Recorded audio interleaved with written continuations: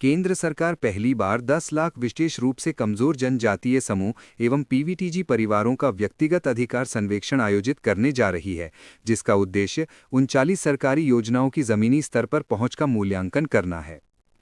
व्यक्तिगत अधिकार सर्वेक्षण क्या है? परिचय।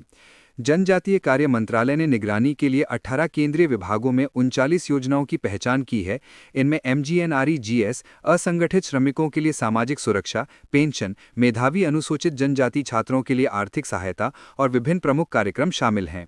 सर्वेक्षण राज्यों की सरकारों के सहयोग से आयोजित किया जाएगा, जिसमें प्रक्रिया को पूरा करने में एनजीओ या पंचायत अधिकारियों की मदद ली जा सकती है।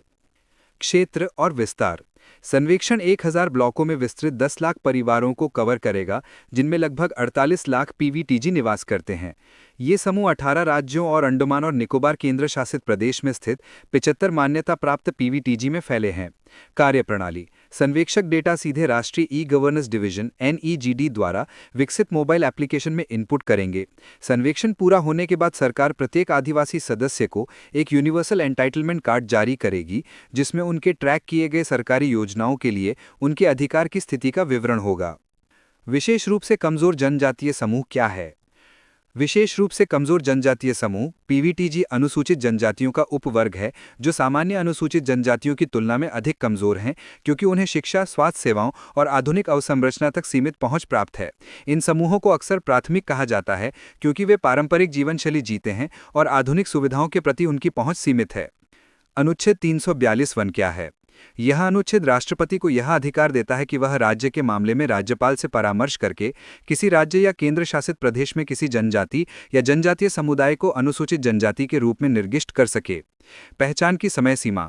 1973 में ढेबर आयोग ने सबसे कम विकसित जनजातीय समूहों को एक अलग श्रेणी के रूप में प्राथमिक जनजातीय समूह पीटीजी के रूप में वर्गीकृत किया गया था, जिसे बाद में वर्ष 2006 में भारत सरकार द्वारा विशेष रूप से कमजोर आदिवासी समूह पीवीटीजी के नाम से पुनः नामित किया गया। वर्ष 1975 में भारत ने सबसे कमजोर जनजातीय समूहों की पहचान पीवीटीजी के रूप में शुरू की, जिसमें शुरू में 52 समूहों की घोषणा की गई थी।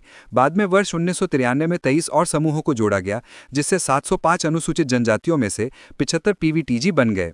वर्गीकरण के मानदंड। पीवीटीजी की विशेषताएं हैं छोटी और समान जनसंख्या, भौगोलिक अलगाव, लिखित भाषा का अभाव, सरल तकनीक का प्रयोग और सामाजिक और आर्थिक विकास की धीमी गति। वे प्रायः दूर दराज क्षेत्रों में रहते हैं, जहां जनसंख्या स्थिर या घटती होती है, साक्षरता कम होती है और बुनियादी ढांचा और प्रशासनिक समर्थन सीमित होने के कारण उन्हें आर्थिक पिछड़ेपन का सामना करना पड़ता है। जनसंख्या। ओडिशा में सबसे अधिक पीवीटीजी हैं, जिसके बाद आंध्र प्रदेश और तेलंगाना हैं। पीवीटीजी से संबंधित भारत की प्रमुख पहलें क्या हैं? पीएम जनमान। पीएम जनमान का उद्देश्य जनजातीय समूहों, विशेषकर विलुप्तप्राय समूहों की सुरक्षा और उनका विकास सुनिश्चित करना, साथ ही उन्हें आवश्यक सहायता, विकासात्मक अवसर और मुख्य धारा की सेवाओं से जोड़ना भी शामिल है। यह पहल 18 राज्यों और केंद्र शासित प्रदेशों में रहने वाले 75 पीवीटीजी को शामिल करती है, जो 220 जिलों के 22,544 गांवों में फैले हुए हैं। जनजातीय गौरव दिवस। जनजातीय गौरव दिवस प्रतिवर्ष बिरसा मुंडा की जयंती पर मनाया जाता है, ताकि सांस्कृतिक विरासत के संरक्षण और राष्ट्रीय गौरव, वीरता और आतिथ्य जैसे भारतीय मूल्यों के प्रचार में जनजातीय समूहों के योगदान को सम्मानित किया जा सके। इन जनजातीय समुदायों में तमार, संथाल, खासी, भील, मिजो और कोल शामिल हैं। PM PVTG mission. PM PVTG विकास मिशन कार्यक्रम का उद्देश्य पिछड़ी अनुसूचित जनजातियों पीवीटीजी की सामाजिक और आर्थिक स्थिति में सुधार लाना है। इस मिशन में पिछड़ी अनुसूचित जनजातियों के लिए सुरक्षित आवास, स्वच्छ जलपेय और स्वच्छता, शिक्षा, स्वास्थ्य और पोषण तथा बस्तियों में बेहतर सड़क संपर्क जैसी बुनियादी सुविधाएं प्रदान करना शामिल है।